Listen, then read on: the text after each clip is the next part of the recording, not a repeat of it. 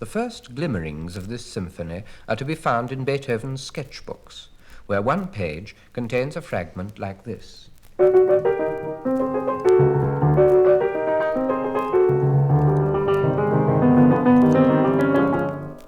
And it just breaks off like that. And on the same page, we find an even triter version.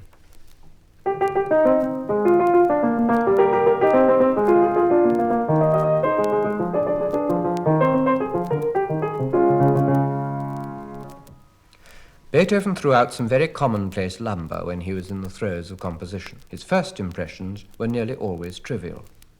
Indeed, the inspiration behind this idea wasn't exactly awe-inspiring. As Beethoven often said, the rhythm was suggested to him by the song of a yellowhammer. And it's the rhythm which is so important. Smooth out the rhythm and you get this attractive but straightforward theme.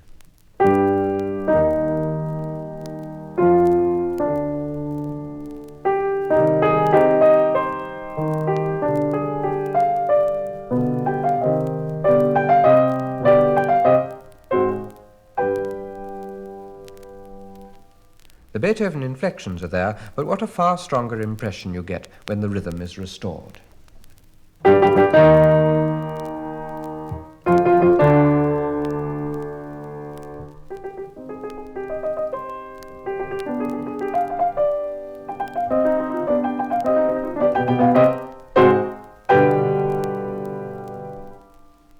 And now comes a typical stroke of Beethoven's genius.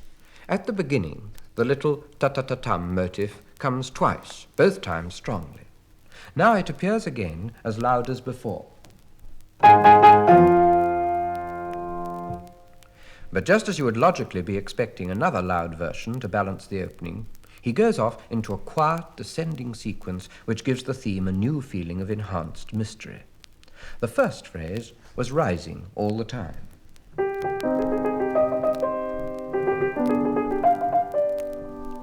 This one descends just as positively in order to acquire new strength for its second big build-up.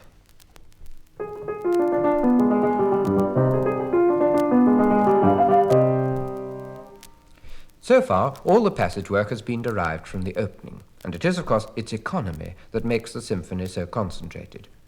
One is not aware of a so-called bridge passage at all, only of a constant evolutionary process. But now enters a new and gracious theme.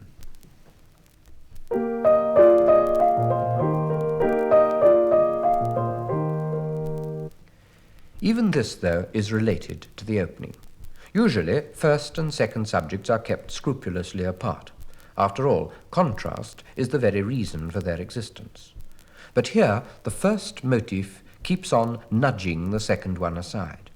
Not only does it introduce the second subject in what I would call the shortest bridge passage ever, this bit,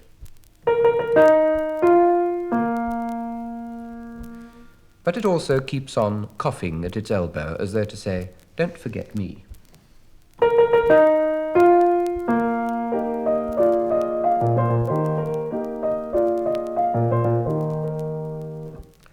Over and over again, the cellos and basses repeat that little rhythmic fragment,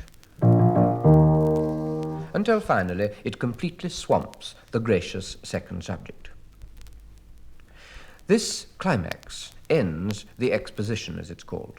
In other words, the whole of the material of the first movement has been laid out for inspection, and although it consists of 124 bars of music, nearly every one of them is related in one way or another to the rhythm ta-ta-ta-tum. The principal event in the development section is the grand extension of what I described as the shortest bridge passage in the world, this bit. This he builds into an immense musical structure on these lines.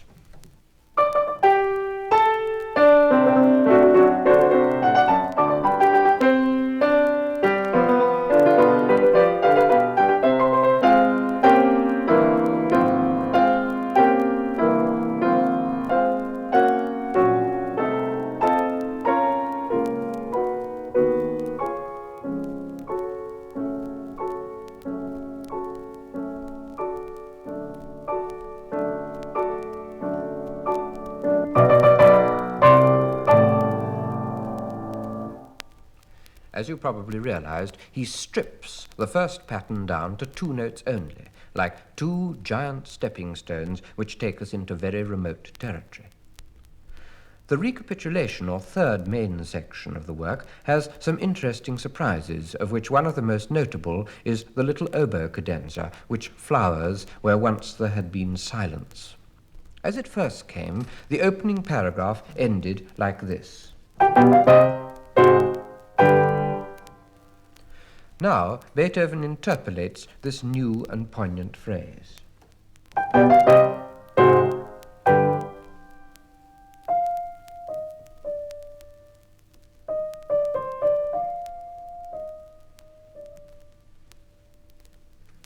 If you have a good ear for symmetry, you'll notice another surprise, for the loud protest which originally followed this gap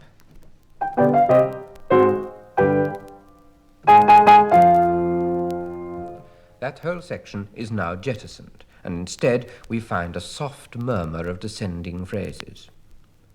One of the most fruitful ways of studying music is to compare passages that appear to be alike, such as these two, and then look for the differences. It really shows you how a composer works. Normally, the coda of a classical first movement is fairly short. In this symphony, it's exceptionally important and contains immensely dramatic developments, such as the wild hammer blows alternating with stunned silences that we find a few pages later.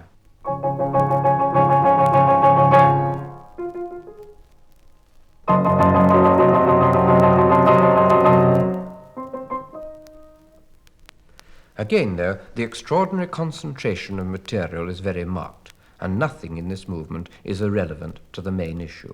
When we come to the slow movement, we find that its original version was even more trivial than Beethoven's sketches for the first movement. This is his first draft.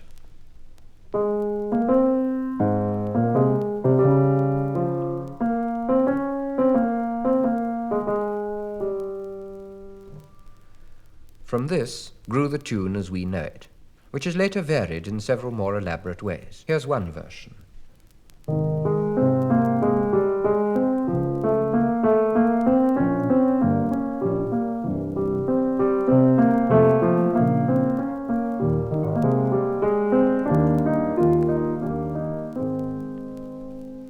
And here's another version.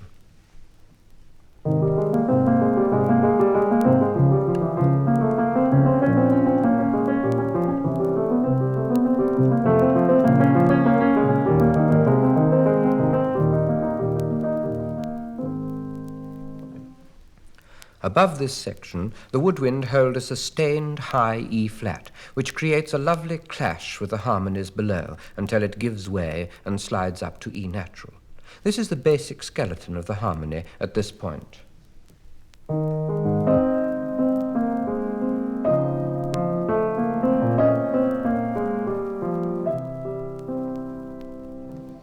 Needless to say, several helpful hands corrected this note in the Beethoven score after the original performance. In addition to this famous melody, there is another important tune in this movement. I call it a march, even though it's in 3, but it has a ceremonial feeling about it.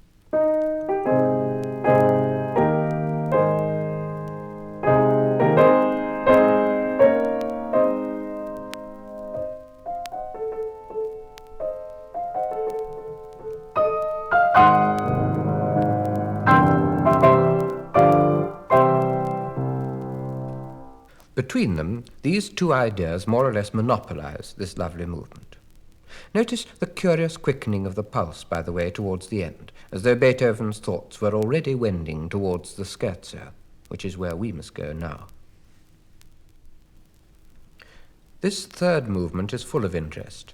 For one thing, it starts most romantically, with dark suggestions of themes from cellos and basses, utterly unlike the formal dance music from which this type of movement had sprung.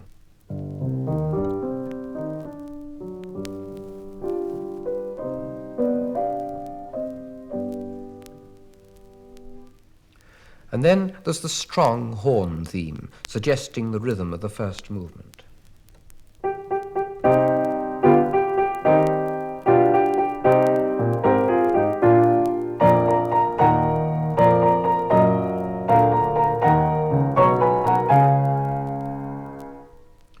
This is due to reappear in the finale, a strikingly original bit of construction on Beethoven's part. Another element to be noted in the scherzo is the one of humour. The trio, or middle section, is in the shape of a comical fugue, starting with a very mischievous passage for the cellos and double basses. It's as though Beethoven was saying, "You chaps get away with it too easily, sawing away underneath everybody else. Now let's see if you've practiced."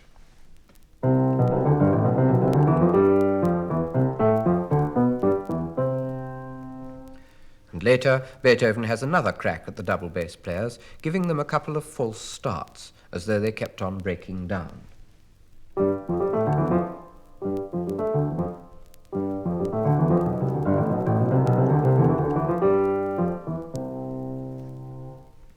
Somewhat unusually, Beethoven joins his scherzo and finale.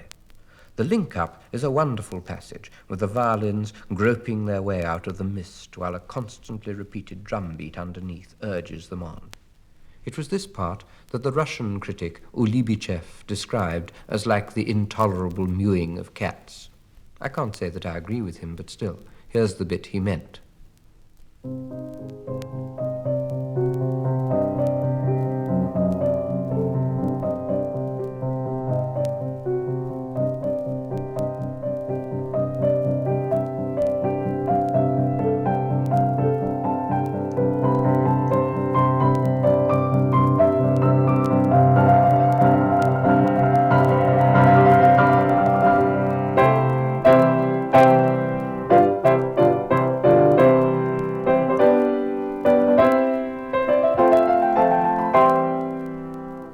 There we are in a triumphant march, typical of Beethoven in his most optimistic mood.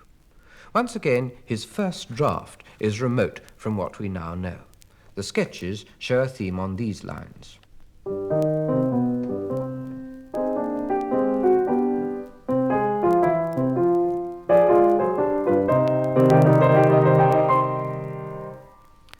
We can be grateful he rejected this rather feeble idea. There are no real difficulties in listening to this movement, and the most original touch I've already mentioned, the emergence of the repeated note theme from the scherzo. Beethoven makes it enter on tiptoe, with pizzicato strings hardly daring to state it.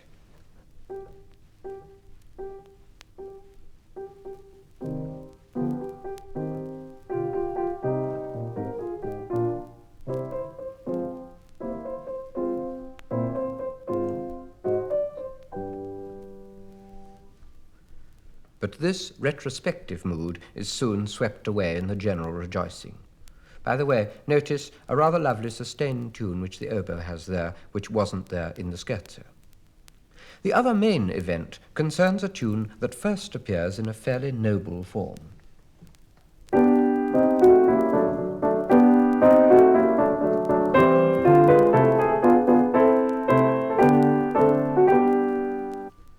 This Beethoven uses as a positive gallop through the final pages, as, like the Red Queen, he cries, "Faster, faster."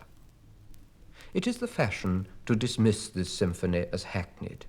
Yet its popularity cannot truly be held against it, for whether we try to explain it in literary, philosophical, or purely musical terms makes no difference. We still arrive at the same conclusion. Undeniably, it is one of the greatest symphonies ever written.